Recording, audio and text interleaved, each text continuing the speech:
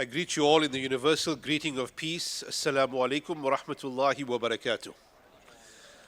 This is not the first time I'm visiting this great institution. And I've got great memories, fond memories of visiting this institution when the founder, Mufti Naeem, may the Almighty's mercy be upon him, was alive. I've seen this institution over the years, visiting from South Africa and visiting from the US as well, when I was residing there, grow from strength to strength. And every time I come back, I just landed this morning, but every single time I come back, I can share one feeling that I have when I come here, is that I'm coming back home. I'm coming back to a family. I'm coming back to a community that shares an important spirit that is lacking in today's society. We are living in a world where everybody seems to be speaking about division. Everybody seems to be speaking about going it on their own. It's my strength, it's my culture. But aren't we better together? Doesn't Allah subhanahu wa ta'ala tell us in the Quran that wa'tasimu, hold on to the rope of Allah? That message of holding on to the rope of Allah is not only for the people of one particular area of the world.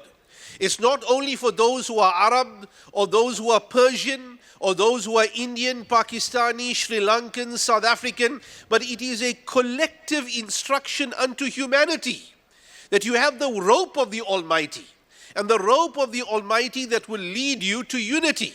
So in a generation that the world is speaking about division, institutions like this, that we are, alhamdulillah, the guests thereof this evening over here, remind us that we have a common purpose, and that is to seek a knowledge that is more than what is inside a textbook.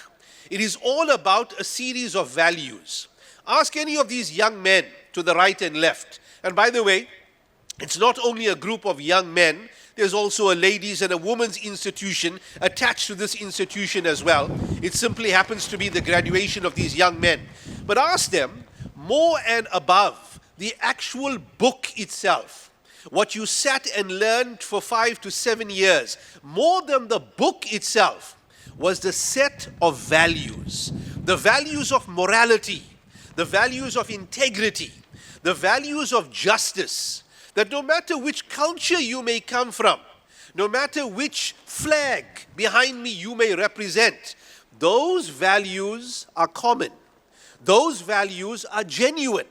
Those values transcend the nationality that you are holding or the country that you happen to be representing.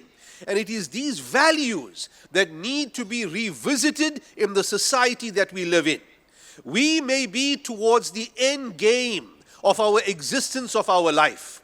But these children, these young men, to my right and to my left, represent the future. We talk about visions for our country, 2030, 2040, 2050. We may very likely not be around 2050 or 2060 to see those visions realize. Either we'll be gone from the planet, or we will not be in the frame of mind to appreciate any change. But who is going to be the motivators of the visions our own country has of that 2030, 2040 and 2050? It'll be these young men and women to my right and to my left. Let's invest in them. But the greatest investment is not the money we can throw, whether it is technology or whether it is even academics, but it is dignity and morality. And it's institutions like this that uphold the moral code. We are not here to simply honor an invitation because the principals or the institution invited us, but we are here to represent tomorrow. And tomorrow are these youngsters in this convocation. May the Almighty, may the Great Spirit, whichever name you attach that Great Spirit to, grant them the ability to continue in a better world than us, and grant them the ability to create a genuine spirit of collaboration and integration in the world, which we would like to see going forward. I thank one of you all for your attention, and may this evening be a prosperous and a good one for us all. Assalamu alaikum wa rahmatullahi wa barakatuh.